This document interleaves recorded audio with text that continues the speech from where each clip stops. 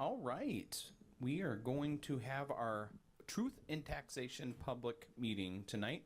And then at 6:30, we are also going to have a regular board meeting. But let's start with the Pledge of Allegiance.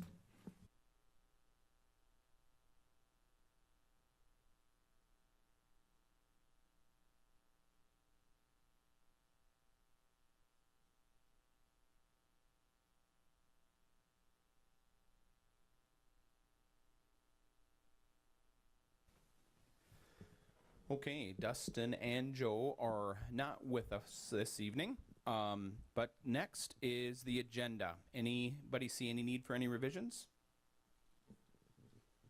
Otherwise, I'll accept a motion.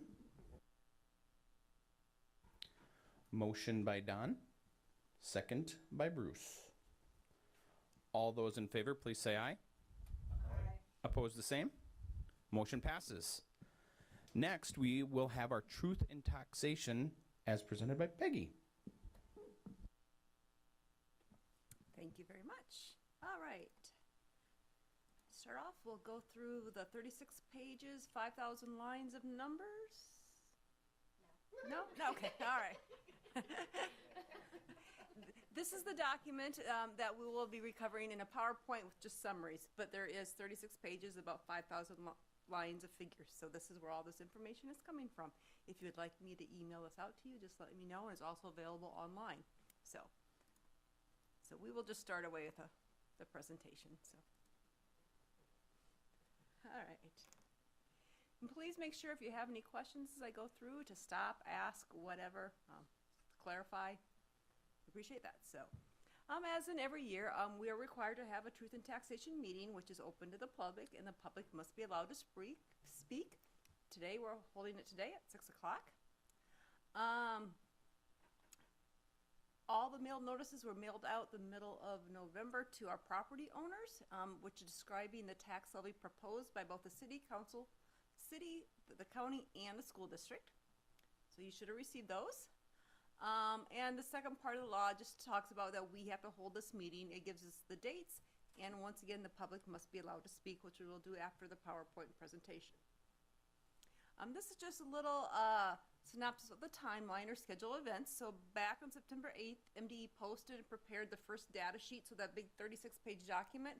The first one was out there on September 8th. There's been several revisions since then, and then the final one is dated, I think, 11/23. So after that, on September 26th, you, the board, approved the proposed levy amount to certify the maximum. Once again, the reason we do the maximum is because those numbers are constantly still fluctuating until we get here now to this final part. Mid-November, like discussed, the notices are mailed to our property owners. And now here's the December 8th board meeting to do this. And then after that, we will certify the final levy amounts. So lots of things we just review here is, obviously the state legislature and the governor is the big picture. They're the ones that establish the overall tax policy. They are the sole authority that creates different levies, and they control those levy parameters. So they get to do all that. You guys get to tell us which ones we want to participate in. It can be a combination of levies or aid. And you also are the ones that dictate what we do to go to voters to approve any type of referendums for operating capital projects, whatever. So that's what's under your control. Obviously, we always like to say, what's the most important picture? It's not us, it's the students. All this is very interesting, but when we talk about levies and aids and all this kind of thing, the most important thing we got to realize that since 2003, the basic formula has not kept up with the inflation and market values.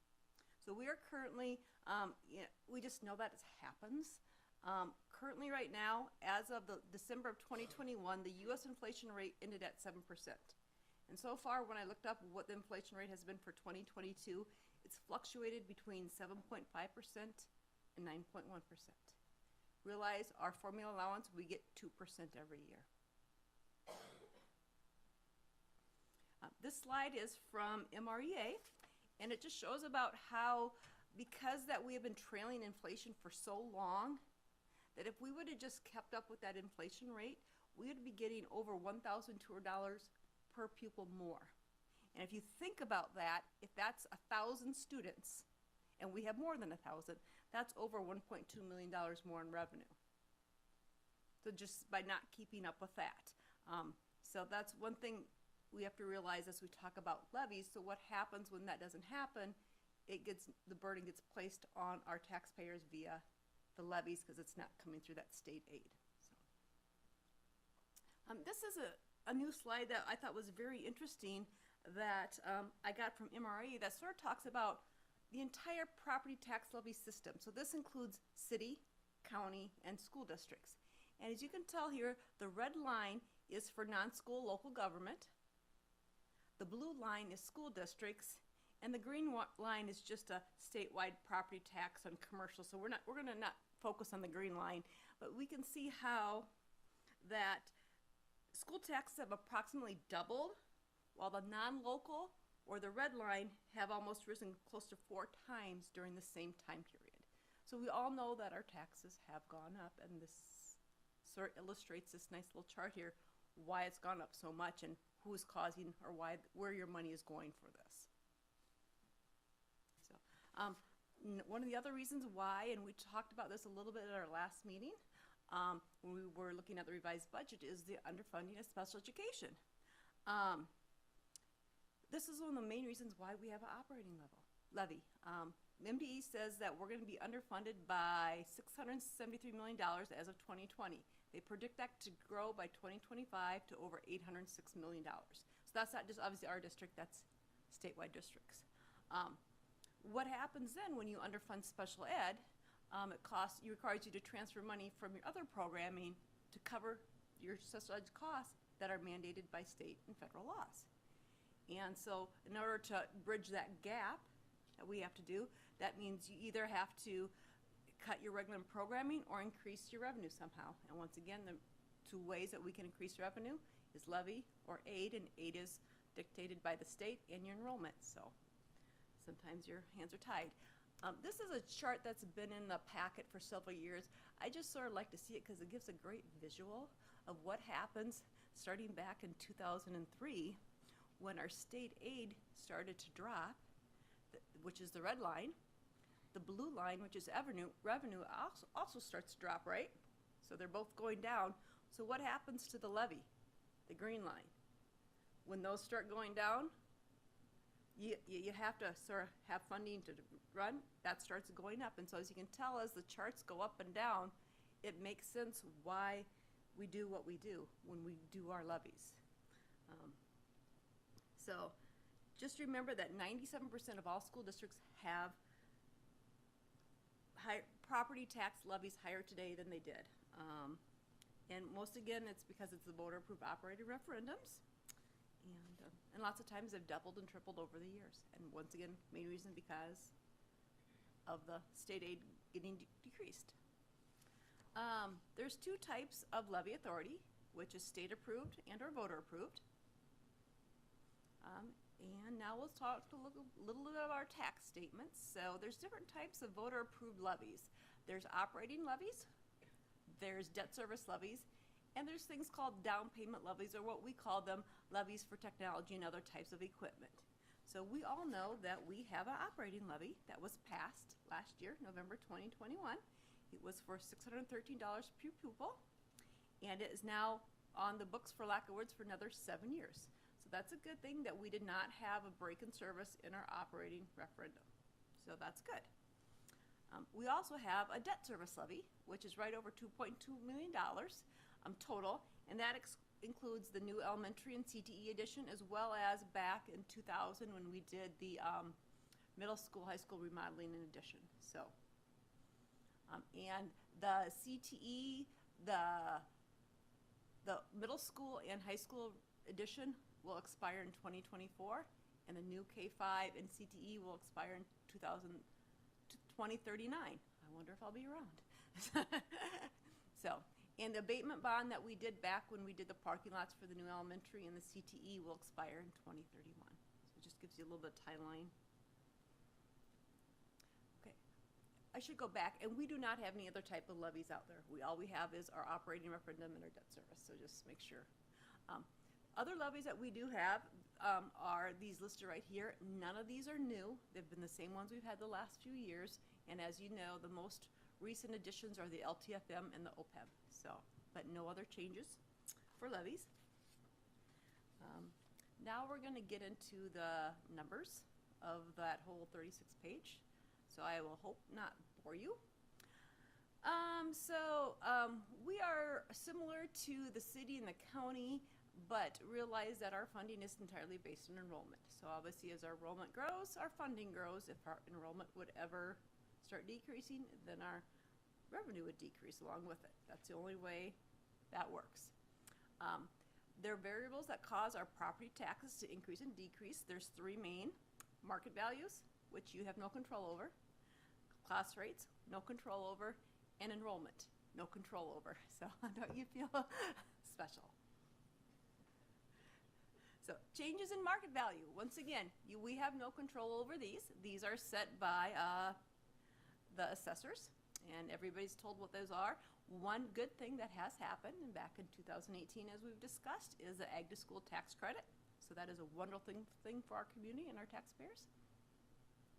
And here's just a little snapshot of that again. Once again, we are going to be getting that maximum level 2023. Remember, we started, like, I'll have a chart up here coming up shortly, like at 20%, and we've been growing. We are now getting to that maximum amount. So that is a very good thing. So this year that we just ended is a 5% increase from the prior year, and now we're going to go to a 10%. So we're very close to that maximum. And when you received your property tax statement, this is what it looked like.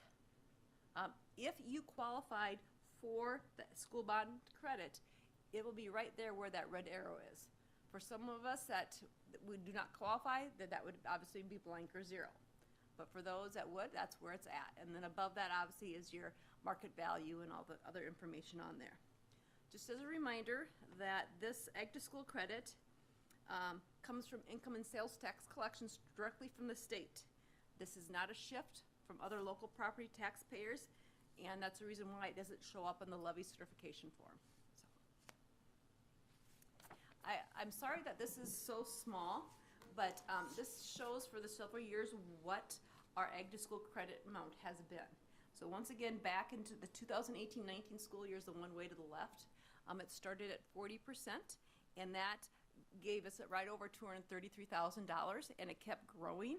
We are estimating for the payable 2023 year, which we're talking about, when we reach that maximum 70%, that will be an estimated amount of $810,000. And so this is, Ellers helps me figure this out and keep track of it. So as you can tell, it went from $233,000 to $459,000, $593,000, $653,000, $690,000, and now we're at the maximum peak of $810,000. Realize that's based on current market values. So as market values fluctuate, that will fluctuate as well. Peggy, who sets that maximum rate? 70%, that's as high as it can go by The state legislature. Legislator, okay. When they did this all back in 2018, they had that sliding. Yeah. I'm assuming it's because they knew they couldn't fund it all, and they had to bring it in on little steps. So our referendum market value did increase from 2020 to 21.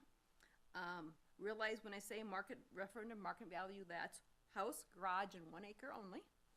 So it increased 2%, or right over 9.2 million. Last year it was at 8.1%, or when I say last year, it would have been from 2019 to 2020. It was an increase of over 34 million. So it'll be interesting to see what happens when they compare 2021 to 2022 with what we all know has been going on. So our adjusted net tax capacity increased almost 11% from 2020 to 21, or 1.1 million. And last year, that was a decrease of 0.8%, or 76,000. Another thing that affects our levy is our changes in class rates. This too is set by the legislature, and there has been no change in prior year. So this is where it tells us, what percentage you pay on your residential homestead, your commercial, your apartment, your residential non. So that's not the whole entire list. That's just a small portion of it, but that just shows you that there's been no change in these class rates from last year to this year. And then once again, the third factor that we talked about that none of us have any control over is enrollment. But this is a good thing, and I know it's really hard for you to read the numbers, so I'm just going to ask you to look at the bar chart. You know, as we all know that, you know, back in the mid-2000s, we were seeing a decline in enrollment, but now we're on that way up. We've been seeing this slow growth, and that's a good thing. So right now, our 21-22 school year ADM, so our adjusted daily membership, is at 101,069 students. And remember, taxes paid for this levy is based on our fiscal year 2023 or this year's estimated ADMs. So we talked a little bit about last week or 2 weeks ago when we did our last meeting about what our revised budget was based on. So our revised budget was based on 1,185, and we know last year we ended at 1,169. So we are still expected to see a small increase through that. You know, and realize that this is a combination of the students that we serve in our building, our early childhood students, as well as students that are placed either at the ELC, ALC, or other facilities throughout the state. So this is a good thing. We want to see that slow, steady growth. And I think when we did that enrollment study, or I'm trying to think when we did that census, and I can't think of what her name was. Hazel. You know, she predicted that there would be, you know, she gave us those ranges. So this is following with what she predicted. So, all right, now we're going to do some more discussion on these numbers. So this shows just a quick snapshot of our proposed levy. It's overall, it's going to be a 1.28% increase, or right over $54,899.95 from the prior year. This will be all funds. We'll go a little bit delve into the different funds here in a little bit, but this just shows everything. And then as you can see, towards the bottom is where you take in the Ag to School tax credit. So if you take that into consideration, actually it would be a decrease for most of if you qualified for the Ag to School tax credit, you would probably see a reduction in your taxes. But overall, once again, if you finalize these numbers, it would be a 1.28% overall. Any questions on that quick snapshot? Okay. This breaks it down by those different types of levy. We talked about OPEB, LTF, and all that kind of things. So there are some fluctuations between last year and this year, but we're going to concentrate on the big fluctuations, just so you know, and those are going to be sort of in the middle under the building lease levy and the reemployment insurance levy. You know, there's some big numbers there in red, and you're going to say, well, what happened? Well, once again, as long as we can explain them, that's the main thing. Building lease levy, remember, we no longer lease bark or the portable building. So what's that going to do? Lower your lease. So that's why there's that 72% reduction in the building lease levy. You're going to ask me, well, what is that $17,000 there for? That is what the co-op uses, because we're part of the co-op, and they use that lease levy to maintain their buildings. Okay, the next one is a reemployment insurance one, and you're going to say, oh my goodness, there was a credit of $11,295. I'm going to tell you that's because there's a $25,000 large adjustment due to COVID. So back when COVID hit, we didn't lay anybody off to COVID, but we would have had people that had worked for us, or maybe still worked for us and had a second job, that did get laid off. And how the way it works for us in the school district, we pay exactly what gets paid out to people, and that's just the way government works.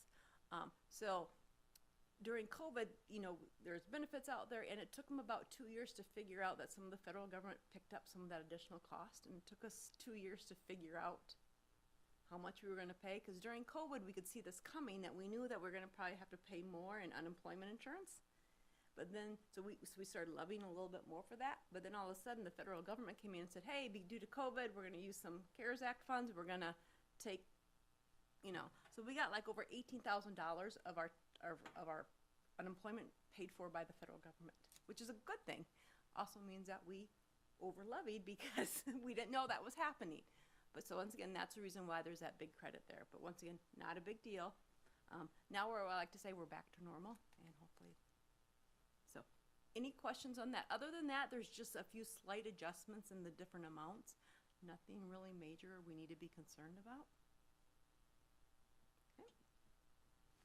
This is the one that shows that was all Fund 1.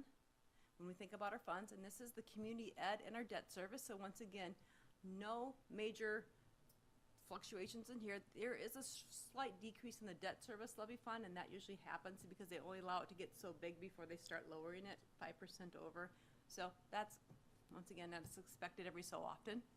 And once again, then it comes back down to if everything's approved, it's a 1.28% increase overall. And then, once again, there's the ag to school credit on there that we had shown in previous slides. All right, so Jamie and I have been over this we've been talking about it since September. And so our recommendation prior to the ag to school tax credit would for you to approve the 1.28% increase or $54,899.95 over the prior year. And once again, I'm not trying to harp on it, but once again, that does not include the ag to school credit. That doesn't show up, but there is going to be a reduction for some people due to that. So that is our recommendation to you. Part of the statute tells us that we have to talk about the budget, and I apologize for that because we just did it 2 weeks ago, but you know us, we follow what they tell us to do. So once again, we're just gonna do a quick thing that there's several different funds. We normally, in this presentation, we're gonna talk about the general fund, the community ed fund, and the debt service fund. We also know that there's different funds to do with our building construction account, food service, and scholarship. We just went over this last, like I said, and so I'm not gonna we're not gonna go over line by line or anything like that. I'm just gonna remember that, you know, the reduction in our unassigned account, we know what was gonna fall. And I'm just gonna review a couple reasons why we talked about last time, why this is happening. First thing is that the underfunding of special education. We all saw that chart that showed how much our expenses are and what our revenues are and how that continues to grow. We also had an increase in FTE of teachers at 2.25. Once again, we know why we did it. We're planning for this, so that's good. We also know there are increased costs of transportation contract, heating, utilities, staffing. That's all figured in here. Our COVID and CARES money is almost all used up, so we all knew that when that cliff would sort of hit, you know, they started back in 2021, 22, you know, those are now gone. We're using up the last of our funds. And we're, along with every other school district, knew this was going to come. That they helped us through the time that they needed to, but now we're back to normal, and we need to survive without those funds. We also know that when that capital tax levy failed in November, the $300,000, that we knew that in order to sustain our teachers and programming, that we would have to dip into our reserves. We all know that. And realize that this budget is based on a very conservative enrollment. Right now, we just looked at our enrollment figures today, as a matter of fact, and we're right where we were at the beginning of the school year. That's really good. Last year, we started seeing a decline in enrollment. Was that a fluke? I don't know. So this is good, and I know Jamie puts it in the board packet every month, so it's always front and center for everybody. So that's very heartening to see that those numbers are staying where they're at. That's not saying that students aren't leaving or coming, but if they are, they're doing it at the same rate. So, any questions on this? I know we covered it last couple weeks ago. Okay. This is just a chart that shows of our entire expenditure budget. What is it percentage general, community ed, and debt service? You know, this is always very similar from year to year. It fluctuates maybe 1% or 2%. So once again, our general fund covers over 80%, our debt service fund is 10%, and our community ed is 1.8%. Of those expenditures of our general fund, you know, what do we spend the majority of our money on? We spend 52% on salary, 17% on benefits, and 30% on the others. Once again, this does not fluctuate a whole lot from year to year, a few percentage points here and there. So, this is the final summary of what we just discussed. It talks about our general fund, community ed, debt service, and what we're asking the board to finally approve is that $4,329,642.54.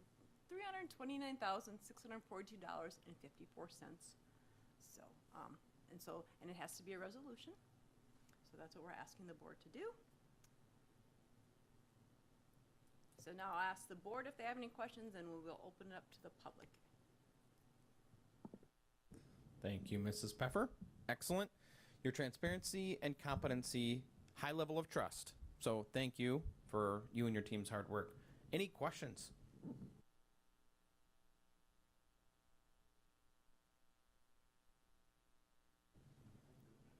Okay, excellent. It is a resolution. Would anyone like to open it? Thank you. Is there anyone from the public that would like to make any comments or have any questions?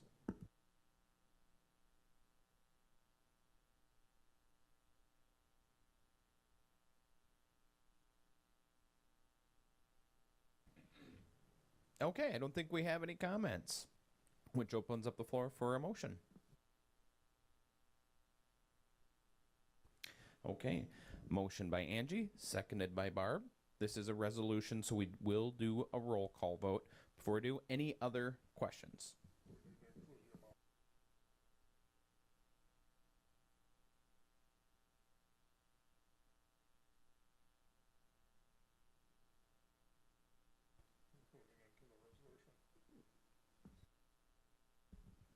Perfect. So our resolution will be resolved by the School Board of Independent School District number 177, Wyndham, Minnesota, that the tax levy to be levied in 2022 to be collected in 2023 is set at $4,329,642.54. Am I reading the right line? Okay. The clerk of the school board is authorized to certify the final levy to the county auditor of Cottonwood County, Minnesota. Any final questions? Okay. Angie? Yes. Don? Yes. Bruce? Yes. Barb? Yes. Myself, yes. Resolution passes. As this was a special board meeting, that is all, and we will adjourn. And we'll move right in to the next order of business, which is our regular board meeting. We'll call this meeting to order, and once again, we'll start with the Pledge of Allegiance.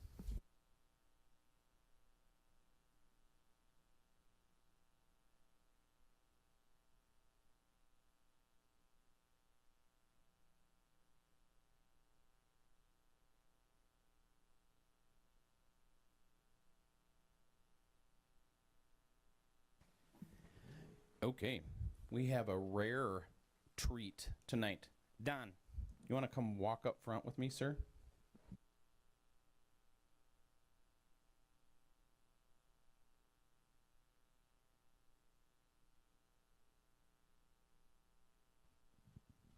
If we come up front, is that going to mess up the cameras pretty bad? All right. This is working. Okay. All right, come on up, boss man. You coming?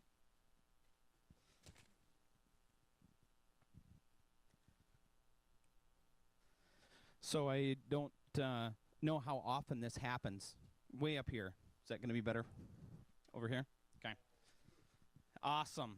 So I'm going to hand this to you right away because I got to look at my notes because 26 years. Final board meeting of 26 years.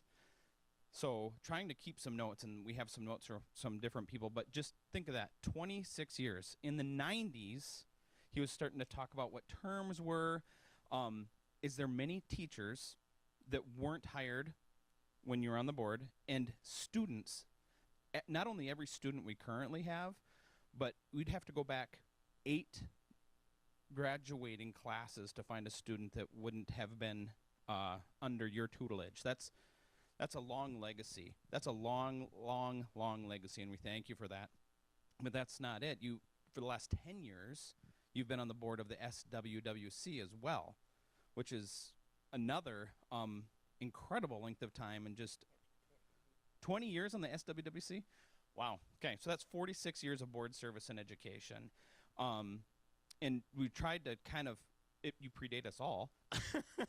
So we were like, okay, let's look back at see what all you have been participant in. And of course, 2 major school constructions, both our middle school and our elementary school, multiple bonds and referendums, trying to count 4 referendums were passed. Some of them more difficult than others in some lean times and in some good times. You sat through it all.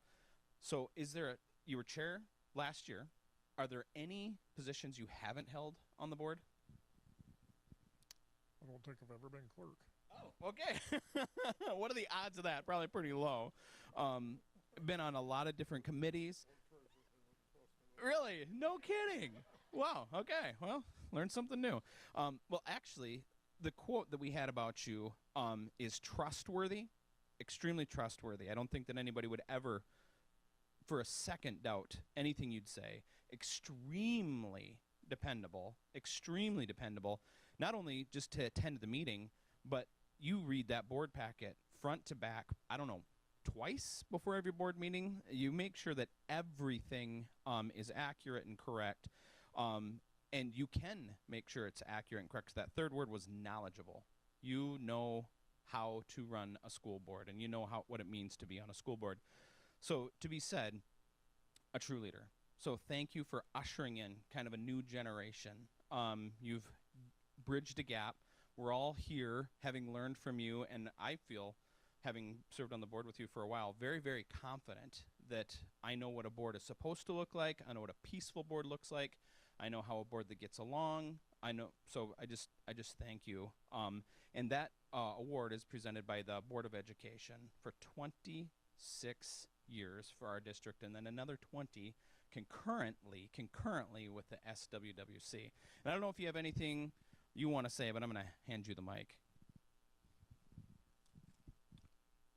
Guess all I can say is thank you for all the help I've had in the 26 years. Like Joel said, there's been some years that were quite painful when we started. We were in statutory operating debt, and we went through a lot of tough times getting rid of staff that really hurt our programs. And fortunately, we've got that kind of squared away now, and we're doing a real good job of getting good new teachers and their local people contributing to the community, and it's just a whole lot of fun the last few years. So, I think that's all. Okay. And I would also just say thanks to the community for supporting me in re-elections for 7 terms. Some terms were uncontested, of course, but I really hope we can get a lot of new people, young people, on the board. So we've got some other people that are going to probably be retiring too. So thank you very much for the award and for helping me with all the years of service.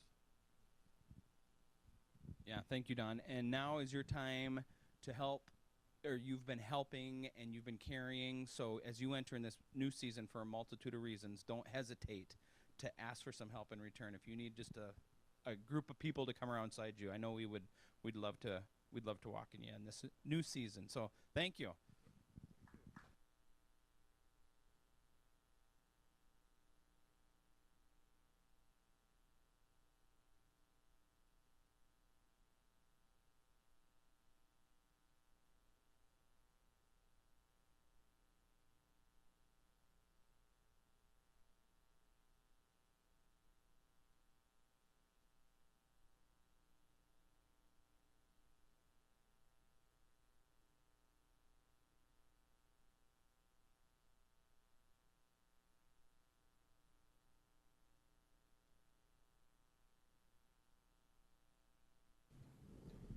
Okay, Don, did we sufficiently embarrass you, or should we do some more? All right, good. Thank you for everything you've done. Yeah, good point. Don't you have to sing a song or something on your last board meeting? No. Yeah. Okay. Well, let's change the subject then. Okay, wonderful. Okay, so next, are there any revisions to the rest of the agenda? Okay, if not, we'll have a motion.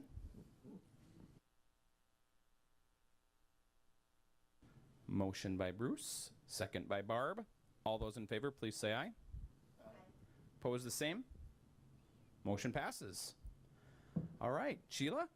Next up, we have Sheila, and she is going to give us a presentation on our 2022 audit.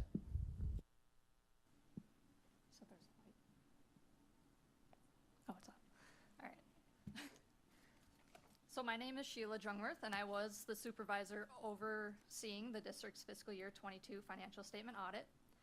In tonight's presentation, we will be going over the PowerPoint slides, which you see up on the screen as well.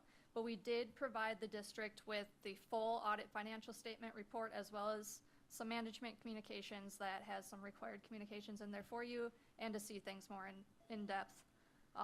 But in tonight's presentation, we'll go through 4 general audit areas: our audit opinion and responsibility, the general and other governmental fund results, and some key performance indicators.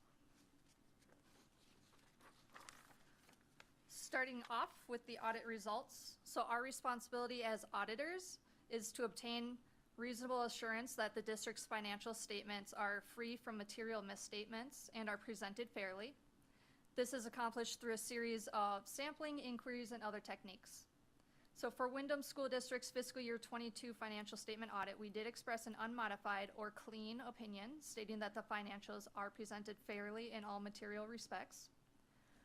In addition to the normal fiscal year financial statement audit, we also performed a separate single audit where we were testing audit controls and guidance per the federal guidance on federal funded grant expenditures, specifically ESSER dollars received in fiscal year 22. So here we also expressed an unmodified or clean opinion. And then last, we were required to do some testing to ensure that the district was following certain standards provided by Minnesota Legal Compliance, such as cash reconciliation items, paying bills within 35 days, and following contracting and bidding rules, and have appropriate collateral for the district's bank statements. There were no instances of noncompliance. In fiscal year 22, there were no findings, and you did correct your finding from fiscal year 21, which was some student activity purpose summary legal compliance.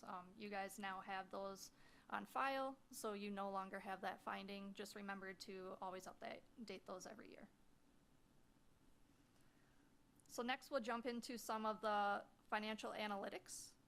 In this first graph, it's showing your district's ADM over the past 5 years. Here you can see the district's ADM has been trending up nicely over a steady growth of about 25 students over the last couple of years. This can largely be attributed to the strong manufacturing components and continued job growth within Windham, along with the attraction to the new elementary school that was recently built. Next. So the general fund balances as a percentage of next year's budget expenditures. In this graph, you can see that fiscal year 23 is budgeted at a slight increase in expenditures, which makes sense knowing that your ADM has been trending upward. So it is likely that you are planning to serve more students. But we have also seen a slight drop in your reserves, both as a total as well as in the unassigned reserves within the general fund. Both are small drops that stayed above the district's policy of keeping 12% of your fund's expenditures in reserves. So this is not a concern going into fiscal year 23. You'll just want to keep an eye on that. And as we switch to slide 8, we will see that this was planned by the district to spend down some of those reserves in fiscal year 22. And the actual amount spent down ended up being significantly less than what was budgeted for. So the general fund did budget to have a decrease in fund balance of approximately $900,000, but actually ended up with a decrease in fund balance of only $148,000. So the general fund ended the year with $5,702,320. So the variances between budget to actual was a combination of a continued use of your ESSER $2 and $3 on the RTU project, which were not planned or guaranteed dollars to be used through ESSER. And then as well as still trying to figure out your budgeting now that we're coming back from COVID a little bit. Some of those dollars that you spent were unexpected. You didn't expect to get as much in revenue for the COVID dollars. Then your other local revenue came in at about $270,000 over budget. compared to your expectations that have been a lot less in the previous years with COVID. So you are coming back with your other revenues from county and local. The general fund revenues by type. So in this graph, we're comparing the district's 3 major funding sources, not only to your prior year data within the district, but also to the prior year data of other districts within your region, which is the black bar, as well as prior year state averages, which is the green bar. So we do not have fiscal year 22 data yet, so this is showing a year behind for your peer data group.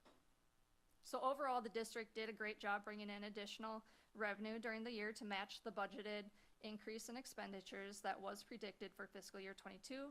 The increase that you see in the state sources is directly related to the increase in ADM that we discussed. And the federal sources have decreased slightly as we do see some of those COVID dollars and grants going away. So I like to point out when looking at this slide that state and federal sources alone make up about 82% of your revenue sources, which again relies heavily on that ADM, or the total of students served. But we do typically see this number in districts much more closer to like 90 to 95% of their revenue sources. So great job finding other local and county sources to bring in to your district, allowing you to provide a variety of opportunities to your students. So with your general fund expenditures by program, there's not much to go over here. These dollars will vary from year to year, but overall, you have been staying consistent with no one program showing a major jump in expenditures other than maybe the administration expenses, but this was where we had last year all of those COVID dollars going to for like safety protocols. So that was unexpected last year. So your fiscal year 22 is much more consistent with fiscal year 20, which is what we would like to see.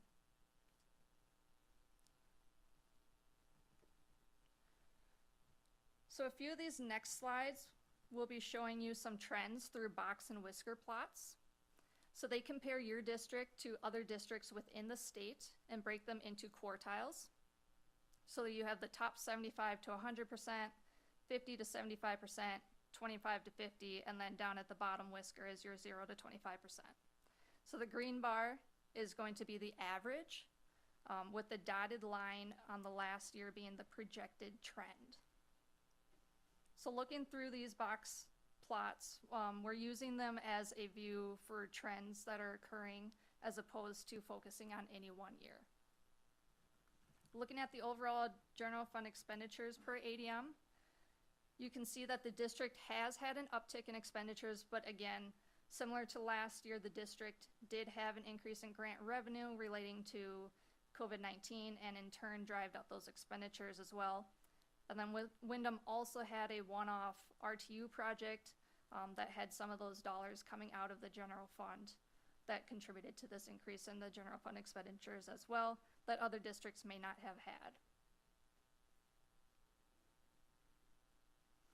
The food service fund saw a major growth in funds relating to additional unexpected federal dollars within fiscal year 22 being once again 100% federally funded lunches for students.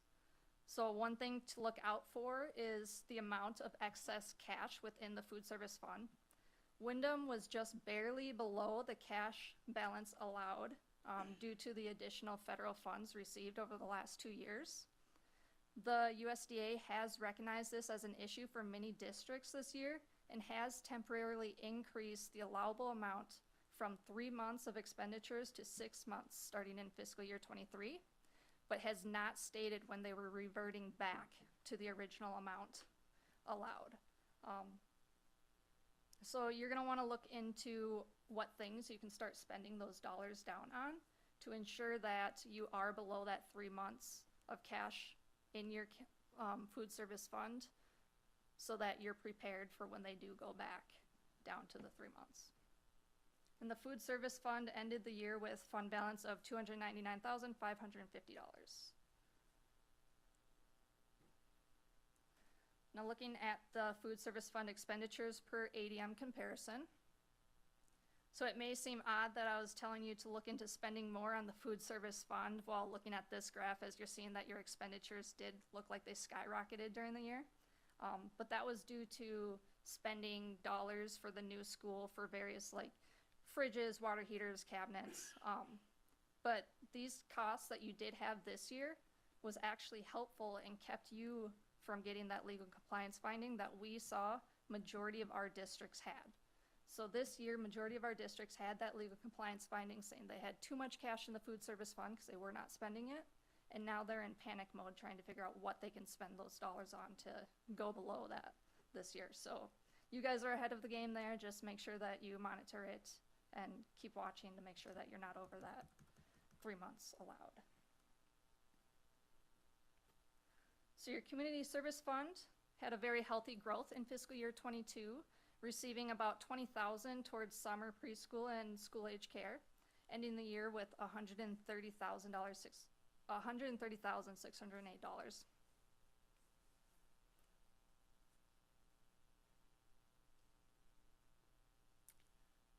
Looking at the community service fund expenditures per ADM comparison. So the district continues to add staff to support opportunities and serve those in the community. Recently, you guys have had a lot more English learning services and adult basic education needs that increased. So along with overall growth class sizes and the district continue to grow their career and tech services and being able to purchase tech devices for these programs, that's what kind of drove those expenditures up this year. So it's actually great to see that you're moving up a quartile because you were down at the bottom, and now you're starting to serve your community more, bringing you up more to the averages. Debt service fund. So the district ended the school year with outstanding debts just shy of $28 million, with the next bond projected to drop off in fiscal year 24.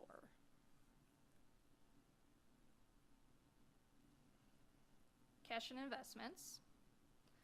So the district ended fiscal year 22 with an overall cash and investment balance of $7,949,373, with majority of the cash growth sitting in the food service fund, as we discussed previously. The building construction fund has about $650,000 unspent bond proceeds sitting in the fund currently, as of fiscal year 22, and plans to spend those dollars down are on the RTU project, as well as track resurfacing, roof replacement, and possibly some locker room remodels.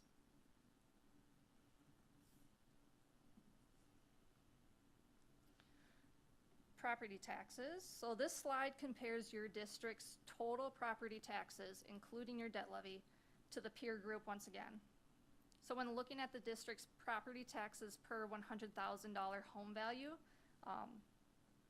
you do look to be slightly higher than the overall state averages, but are consistent with those within your region. This figure is dependent on the makeup of your tax base, such as agricultural versus commercial, or even based off of the market value of the houses within the city. This graph is showing that the makeup of your tax base is a bit more agricultural and a little less commercial than the majority of the districts within the state. But you are very comparable to your region, so you are doing great there.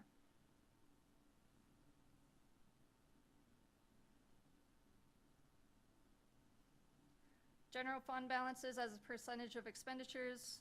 Just quick look again at where your fund balance sits compared to the others. So overall, Wyndham is staying consistent from year to year with minimal change. Nothing significant to note here. So breaking down your expenditures a little further, we're looking at the elementary and secondary regular instruction per ADM.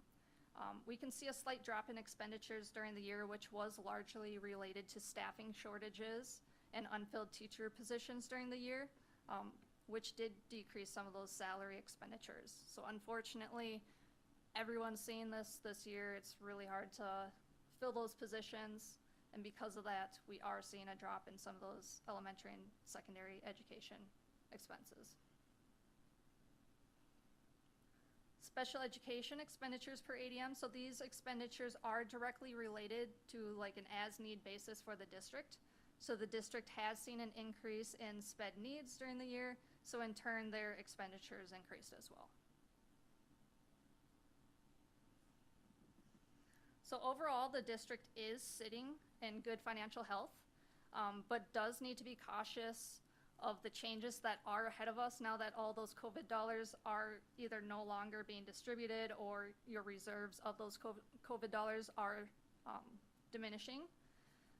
But we are still seeing the effects on the economy with increases in rates and supply shortages, so that is raising your costs. So continue to monitor your ADM trends throughout the year, as we have seen numbers of students fluctuate largely throughout the year. A lot of this is due to some of those students just deciding to go to online versus the in-school environment now. So we have seen that throughout all of our districts within the states. It is a trend that we are seeing. I would expect to still see some fluctuation in your ADM. So you are going to want to keep track of that throughout the entire year. And then have a financial plan in place on if you think that something unexpected could happen, you want to keep building up those reserves to make sure that you have them available for you. As always, feel free to reach out with any of us with questions. Our contact information is at the end of the slides. It is a pleasure to work with Peggy and her team. Always, we enjoy it and appreciate all your help this year and patience with us this year. Thank you. Any questions? Thank you, Ms. Jungworth. Could you go back to slide 15? I do have a question. Oh, sorry, wasn't slide 15. The community service expenditures. There we go. I can't see it, so we're in the lowest quartile there. How big of a range is that? What's the bottom to the top? I can't read it from here, but let's take a look.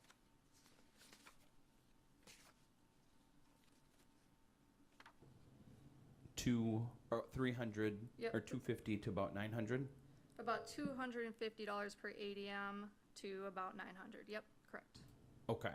And that's expenditures per ADM? Yes. Yep. Okay. Within the community service fund. Okay. So being at the low end of that, does that affect our ability to receive funding in that way, or is there any? No, it doesn't affect your ability to receive funding. It just more or less is saying that you're spending less dollars within this fund out of your total dollars for those services. Got it. So those funds are just being spent in a different category. Correct. Okay. Yep. Thank you. Any other questions?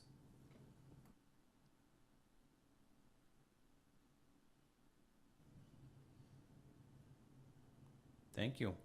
Very well put together. Thank you for presenting it in a way that we can understand. You're welcome.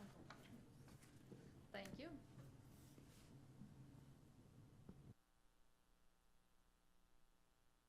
And thank you for coming with the impending weather. We appreciate that. Thank you very much.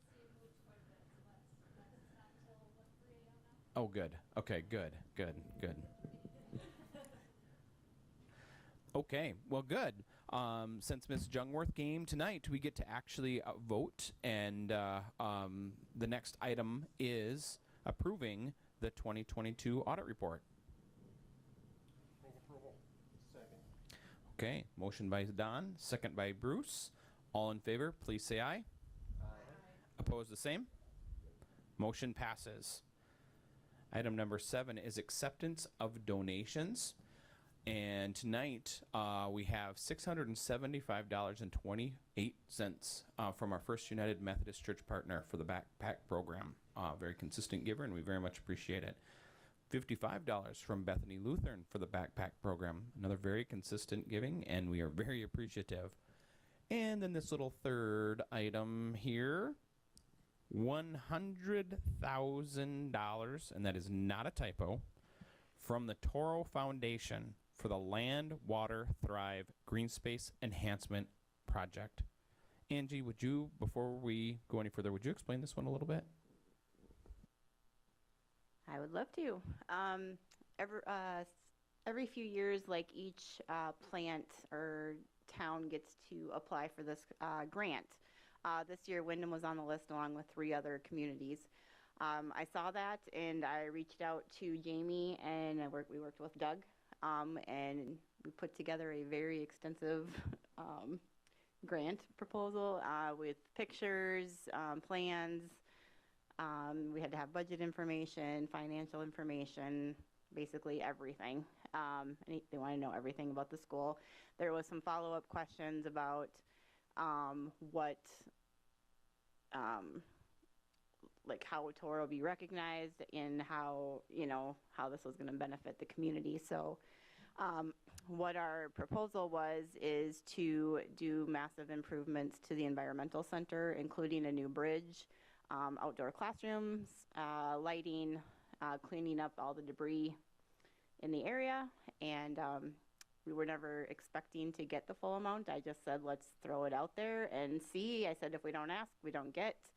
I was hoping, and we were hoping for like 50,000, and when we got the 100,000, we were very, very surprised and very excited. So, so we're going to team together with the school, and Toro's going to do a volunteer event to help with the cleanup, which again will save us money with the grant money, so we can use it towards other things. So yeah, it was awesome, and super excited to be involved and get my hands dirty and get out there and get it done. So even my kids like, Mom, do I get to help? And I'm like, absolutely. So I think it'll be very good for the community and for the school. Thank you. Man, ain't it good to be in Wyndham. Thank you to our partners. Okay, so that is our donations. Is there a motion? Move approval. Second. Motion by Angie, second by Barb. All in favor, please say aye. Aye. Opposed, the same. Motion passes. That's super exciting. Next up, open forum. Anyone for open forum? No one for open forum. Okay. Next up is the consent agenda.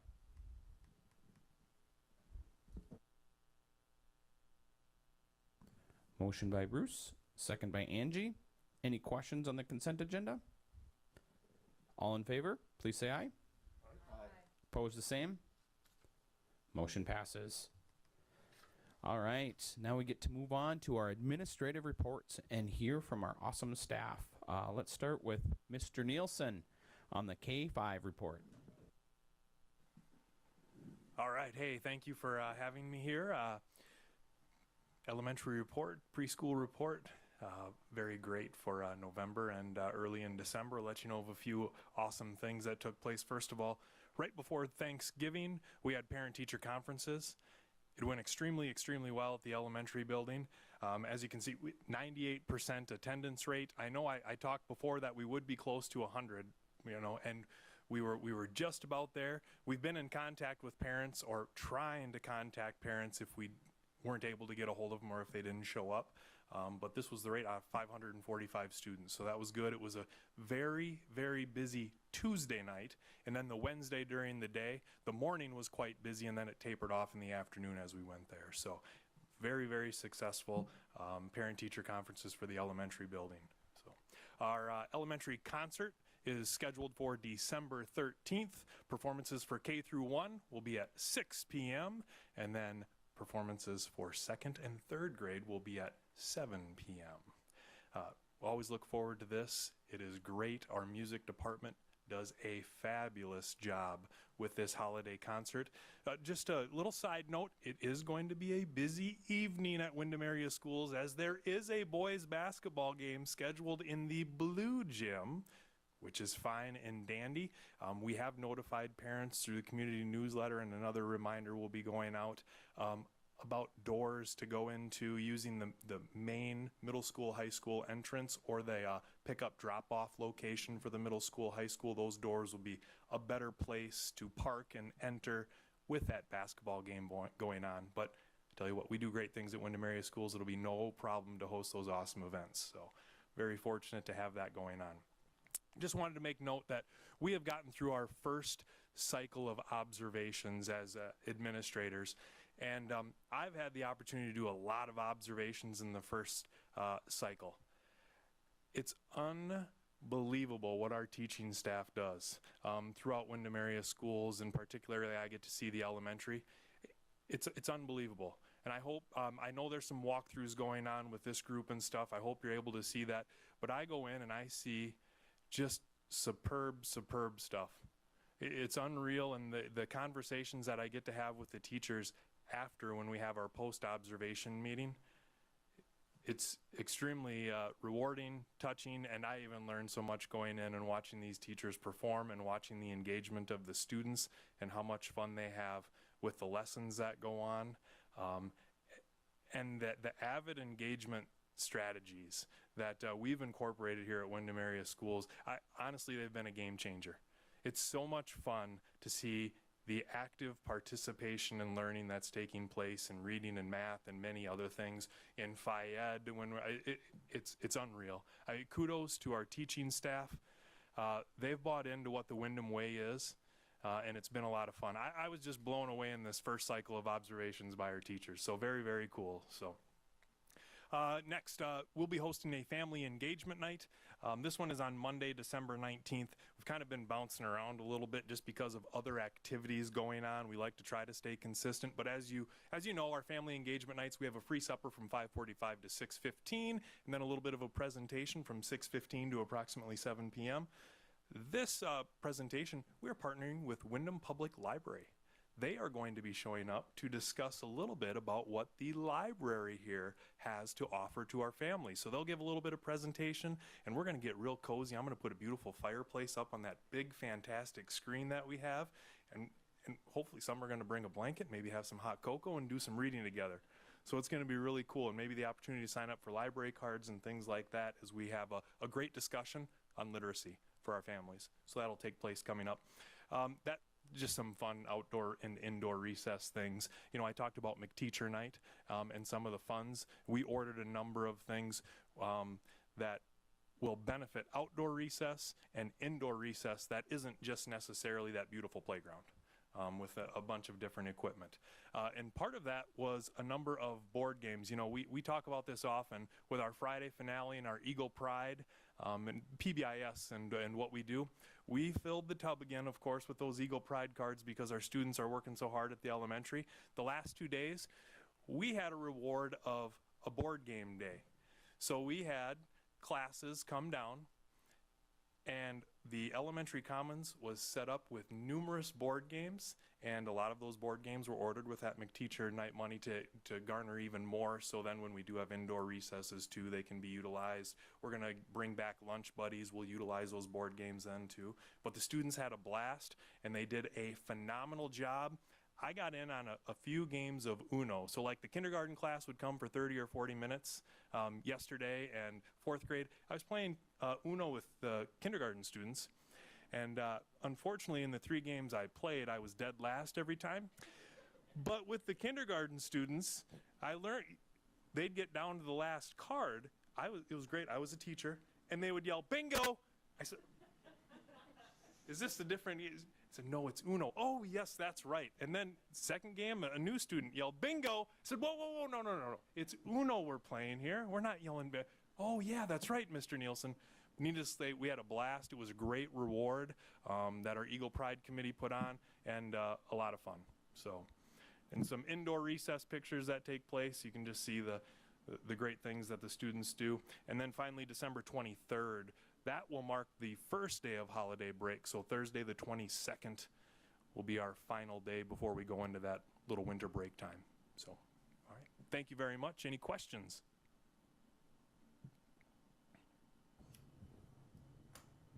Thank you very much. One last thing to add. Yes. Just, I want to Mr. Brugman, you know, thank you over the years. Obviously, I know you very well growing up around you, playing church softball with you, dart ball way back, everything else. Just having the opportunity to be around you, I can't thank you enough. You know, I just want you to know that 26 years ago, that's when I graduated from here. So, pretty cool. All right, congratulations, and thank you so very much for everything that you do. Thank you. Thank you. Great report. Mr. Joyce. All right, good evening, everybody. As Mr. Nielsen shared, we had conferences last month. I just want to highlight the work that Antonio did, our family and community engagement specialist. He got in contact with some of our families who don't speak English at home and work at High Life, things like that. And we had one of the best turnouts of families from EL backgrounds that we've ever had in our district in setting up those conferences. And we have lower turnout typically at the middle high school, obviously, as students are getting older. Some of that takes place with more teachers and whatnot, but we had phenomenal turnout with a lot of our Spanish-speaking families. So trying to reach out and connect with those families, Antonio did an amazing job, and Ubinka and Maria helping to translate those. They did a phenomenal job. That really helps for our teachers to be able to communicate with those families on how those students are doing. So shout out to him for that. Hopefully we've got CEO training tomorrow. Joel and I have that going on. The weather impending here, we'll see, but we're lucky that it's in Windham. We've got it at Fortune Transportation, so we don't have to go quite as far as our Jackson and Mountain Lake partners do, but we've introduced the course to students. There's positive feedback so far from our student body, and they're looking for those advisory board applications coming out here after we have our training going. So we're excited to have that tomorrow and learn what the next steps are for the CEO program. So also, we did submit a grant December 2nd, so last Friday, for something called YST, or Youth Skills Training, and it allows us to develop a program of work-based learning for students, okay? And some of our local partners, Smith Automotive, Windermere Health, Toro, Dick's Welding, Fast Ag Solutions, they're all on board as our partners locally, as employers that are willing to take on students to work and earn money, but also be a part of this program that teaches them skills for employability in the future, all right? And that's what the Youth Skills Training Grant will allow us to do, is not just have work release students, but allow them to actually learn about employability in the future through the curriculum that we're able to access. So we'll know by February 14th if we've received that grant, so we're excited about that and excited to partner with Minnesota West and the Private Industry Council as well through different avenues within that whole grant. So we'll let you know by the end of February if that came through. So, but huge shout out to our local partners. Krista Nelson, our work and learn coordinator through PIC, and I went to our local employers and met with them, and they're all very excited about it. So that's always great when they're willing to take on our students and help them grow. So as Mr. Nielsen shared, we've got holiday concerts next week. The middle and high school are Monday. That's kind of the reason this board meeting got moved. So we know that's coming up, but we got Monday, and the kids are sounding amazing. They're practicing out in the foyer there, and with no amplification, they sound great. So I'm excited to hear how they sound Monday with some amplification. So that's going to be good. But our middle school will be first, and then we're not going to clear the gym, but the middle school will be done. They can go sit with their parents, and then the high school concert will come after that. So that'll come up here on Monday. So 10th grade students taking the pre-ACT next week. They registered for that yesterday. Pre-ACT is kind of interesting because it does a lot of an interest inventory as well. So it isn't just, your ACT score. It does give you that feedback on what they anticipate your ACT score to be, but it also gives us a lot of feedback on what do our students want to do in life? What are their career paths that they're choosing? And a lot of this data actually informed me last year when we had the CEO opportunity.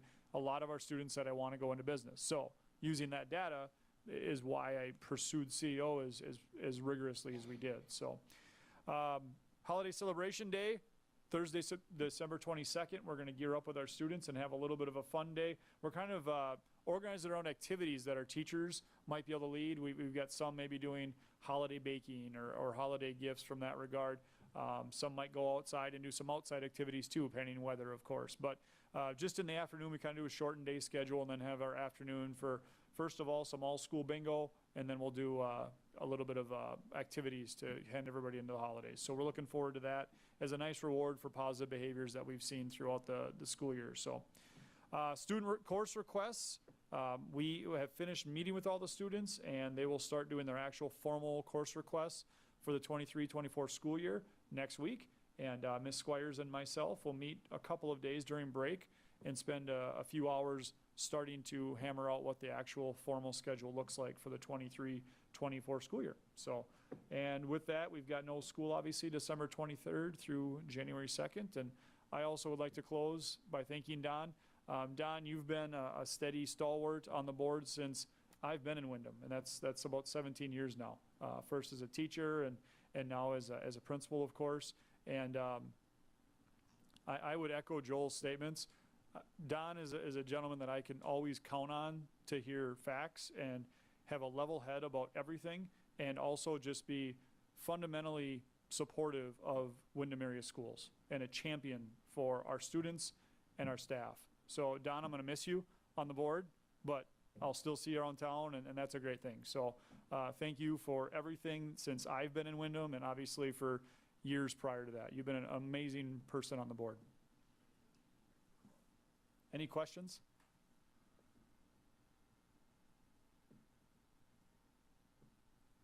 Wonderful report. Okay, thank you. Thank you. Awesome. Now, superintendent report. Mrs. Frank. Good evening, board members. The December 1st enrollment numbers came in at 1164. Comparing that to the November 1st numbers, we were just one student less. So I feel really good about the numbers that we're holding steady. The chart that's on your screen right here is a nice chart to look at because you can look horizontally at grade levels and see exactly where we had our gains and losses. But also, Peggy, if you scroll down just a little bit, this time last year, so just follow that column down, we were at 1142.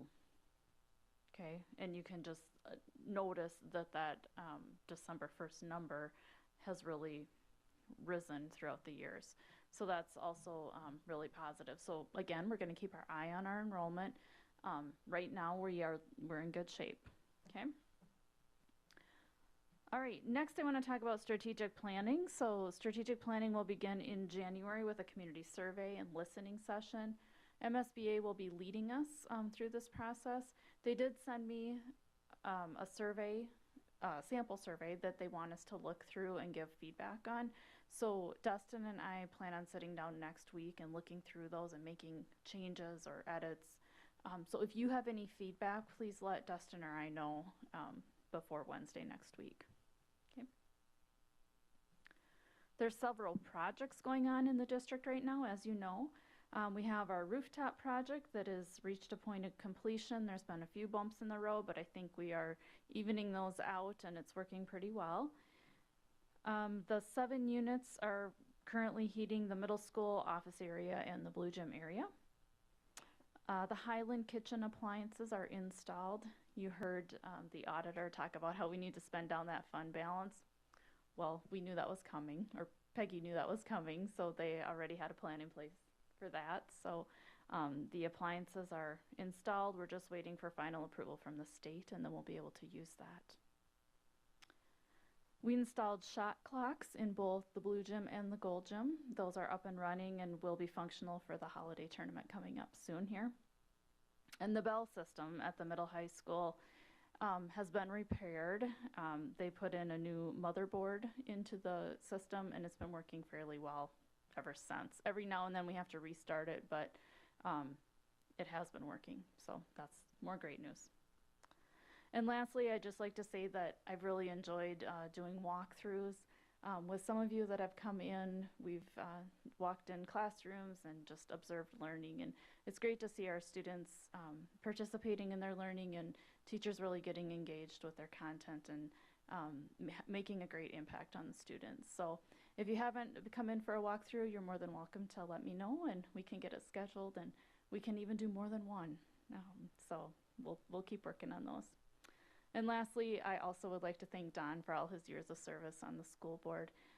We just really appreciate your attention to detail and your knowledge and expertise around everything regarding the school. So thank you, Don. Any questions for Mrs. Frank?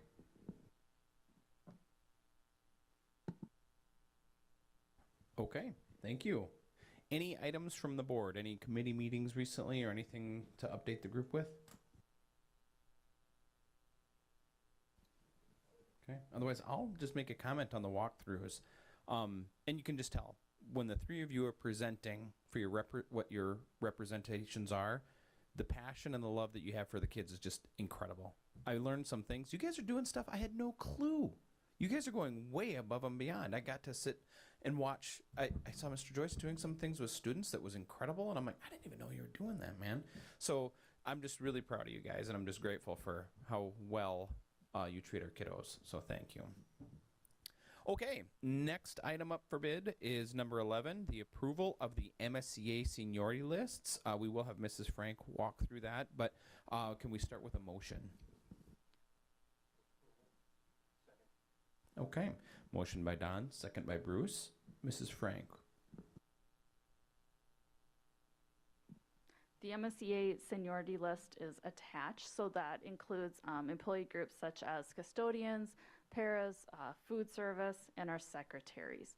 So seniority lists are created based on their hire date and years of service. For these groups, it also will list the hours that they work on a daily basis, because they do vary based on the needs of our students there. So we just ask for your approval. Any questions? Okay, we have a motion. All in favor, please say aye. Aye. Opposed, same. Motion passes. All right, next up is item 12. It's the approval of the tax abatement resolution. Our tech guy, Mr. Steve Nasby, presented on this last time. I think the major item that has changed is the county has removed the cap. No, they didn't. There was a wording change, was there not? Right. Okay. So if you wouldn't mind maybe explaining the wording change. Yeah, thank you, Mr. Chair, rest of the board members. Passed around are an updated resolution and updated guidelines.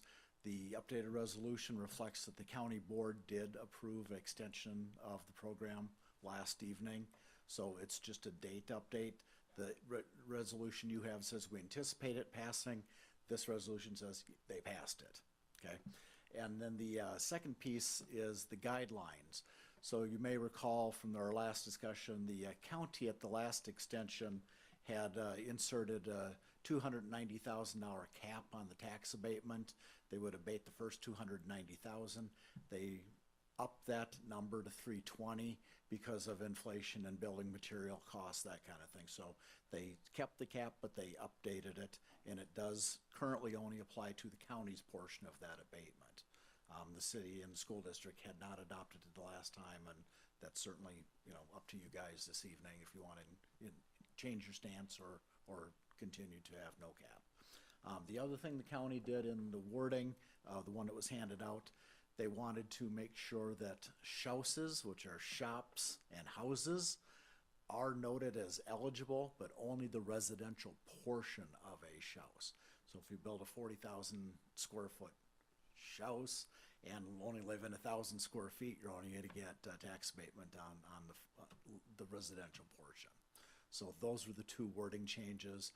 As the county attorney pointed out, every individual tax abatement comes to each individual taxing jurisdiction for approval. So the guidelines are certainly, they're informational, but the boards all have discretion on whether to approve it or not. So, but that was the information that was handed out and was changed in this process.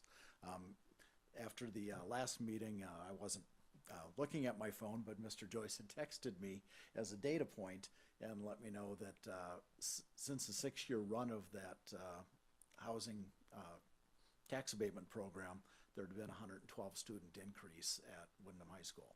Now, certainly not everything is attributable to the program, but it's certainly another piece of supporting information. And so the EDA board will be meeting on the 12th of November at the city, and they are going to recommend approval to the council, and will be on the council's agenda for the 20th.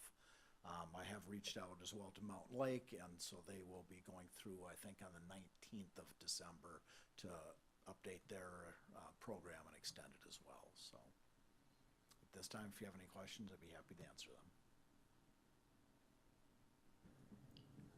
If the county, whatever changes the county did with the cap and the house, we have the same contract, so that's what we're voting on, is that same verbiage?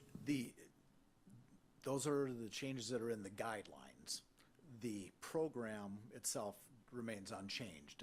As I was pointing out with the county attorney, each individual tax abatement comes to you. So if you don't want to approve a house, you don't have to, or if you want to, you can. That's up to your individual discretion on each one of these. But they wanted to make sure that people were aware that they were eligible for the program And, you know, now in town, we're probably not, I won't say a danger, but probably gonna have too many houses just because of lot sizes and building. But you're gonna see them, they're fairly popular, they're becoming more popular, especially in the rural area for residential, combination buildings. And so they wanted to make sure that they were ahead of the curve, or at least with the curve, when they see more of these coming in, so. And then the cap, again, they picked a number last time just to, you know, some of the discussion was, well, if you can afford a $500,000 house, you maybe afford taxes, and there was some back and forth at the board. They had a split vote to enact the cap the first time, and then last night they also had a split vote on upping it, and the vote against wasn't against the upping it, it was just the fact that there was a cap. One member did not want a cap, but the other four said, yeah, we want to continue that, so. But those are the things that are in the guidelines. Right now, the guidelines do not say that the city or the school district have that cap on the tax abatement. But again, you have discretion, so if somebody comes with $1 million home and say, hey, I want this, and you guys say, maybe we want to use the cap on this one, that's your prerogative. That makes a ton of sense. Thank you. Any other questions? Okay. Thank you for your work on this program. Thank you. No, we certainly appreciate school district and the board and your partnership in this, and think it's for betterment of all of us, and it works well when we all work together. And you pointed out in your presentations this evening, it's all about working together and having a strong community. So thank you. Excellent. Okay. If there are no other questions, I don't think we've received a motion yet. Do we need to write it in the resolution that if we want to do a cap, or is that just something we do per request?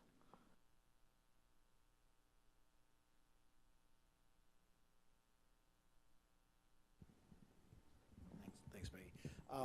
If you would like to have a cap, if you decide you would like to do that, I would probably request that you maybe consider using the county's cap, so there's not different ones for every project. But otherwise, right now, there isn't a cap on it, but you do have that individual discretion on per project if you want to do it or not. So, but if you do want one, it would be good to note that, at least so when the people come in, yep, this is what you're gonna get, they have a reasonable expectation of where the board's gonna be, rather than get to your front door and say, sorry, we're not gonna do that. Yeah, okay, then it gets a little funky, but. I guess personally, I'd like to see a cap like the county did, because like Steve was saying, if somebody can afford $1 million house, they can probably afford to pay the school some tax money, but that's just my opinion. And I'll mention I disagree. I would like to see $1 million house be built in Wyndham. That's a lot of tax a few years down the road, and I think this is a nice incentive, and it has a bigger impact for the bigger houses if they're like, well, maybe I'll just go to Mountain Lake then. So I am not a fan of the cap.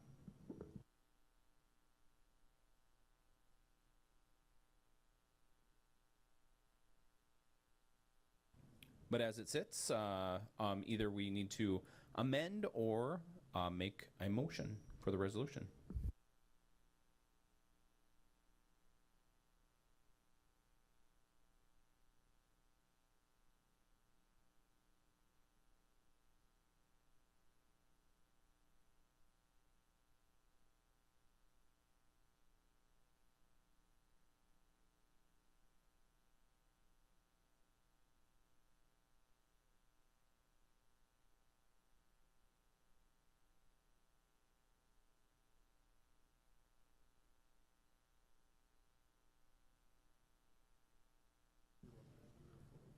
Don saying he agrees with Angie that he'd like to see a cap.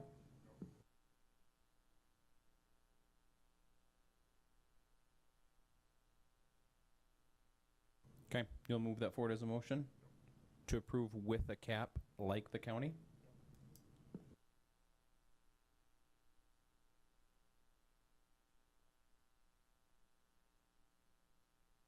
Okay, motion and a second to approve the resolution with the cap included as the county.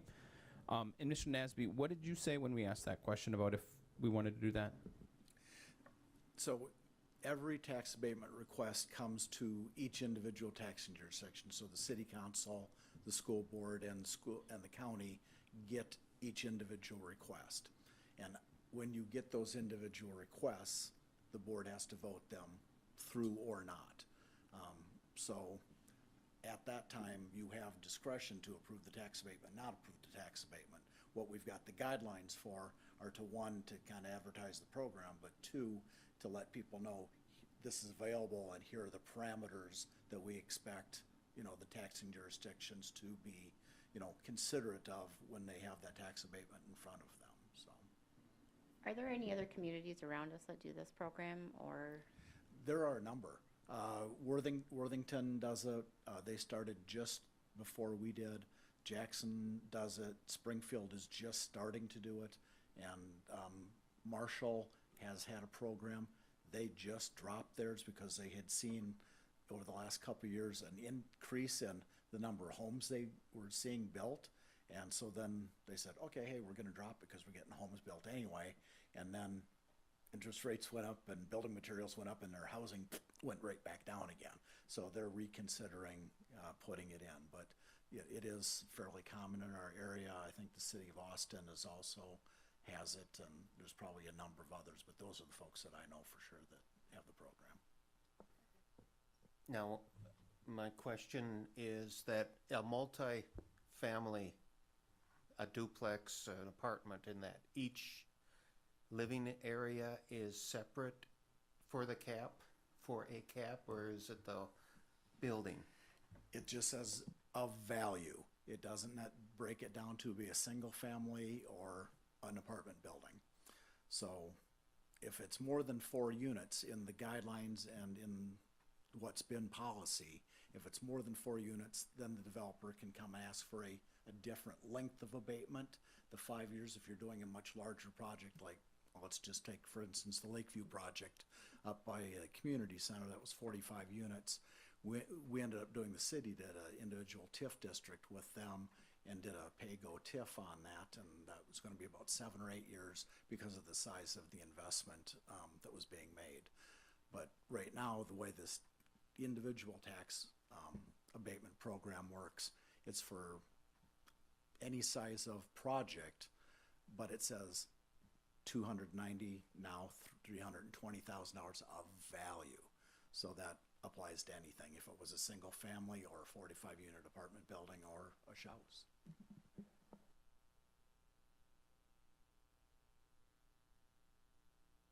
This may be an unfair question because it might be too detailed, but of the houses that have been built, do you know kind of what the valuations have been?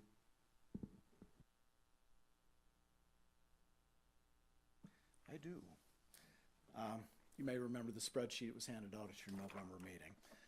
Value estimated by applicant, so it's not the tax assessed value, but what they submitted on their form.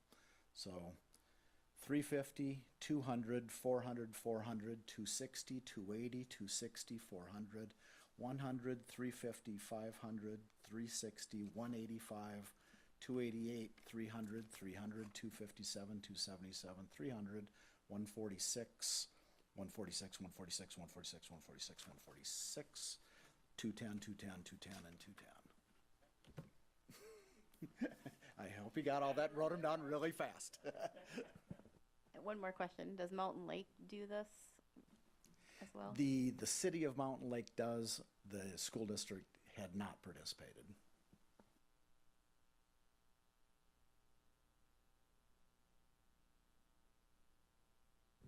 Good discussion, good questions. Anything further?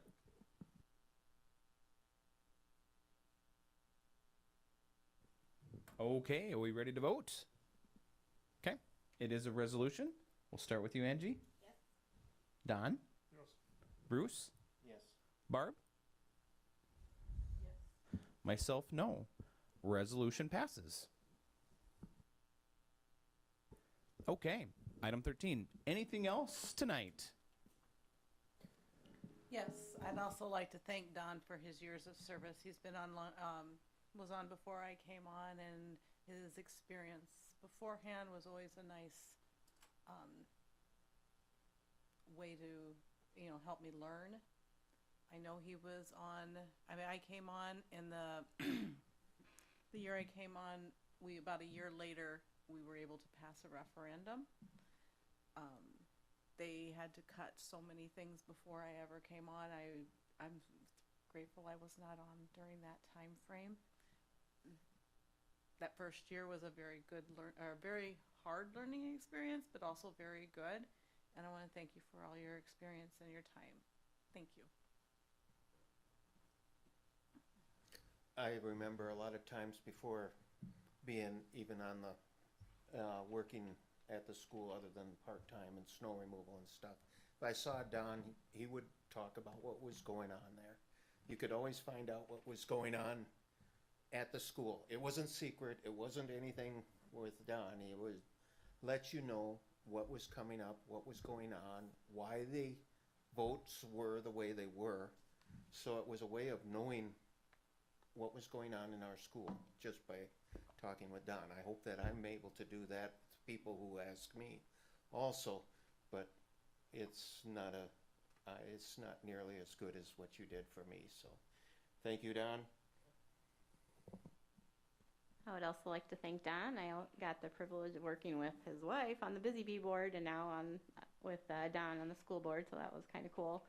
I know when I first started, Don answered a lot of my questions for me. I always knew he was a good, valuable resource, and I don't think there's anybody that knows school board law better than Don does. So I just want to thank you. We wish you nothing but the best, and you will definitely be missed. Thank you, everybody. I know I've tried to be good, tried to listen to community. I sit through a lot of meetings and don't speak up a whole lot. So I'm always thinking. I'm always going home and doing my homework of it.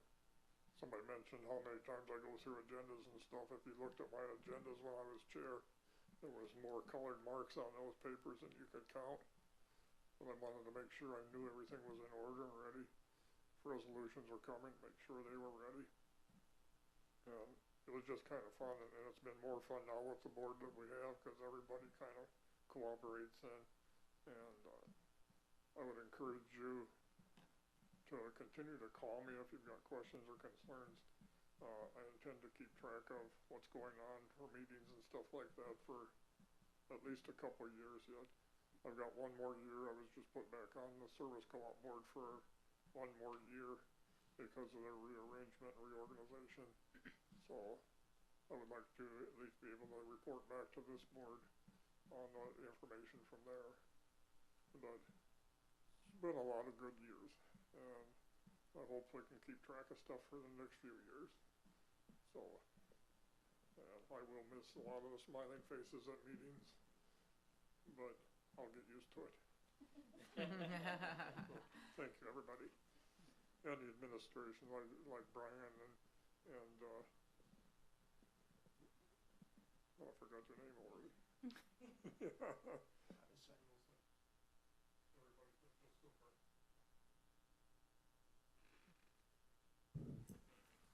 Well done, Don.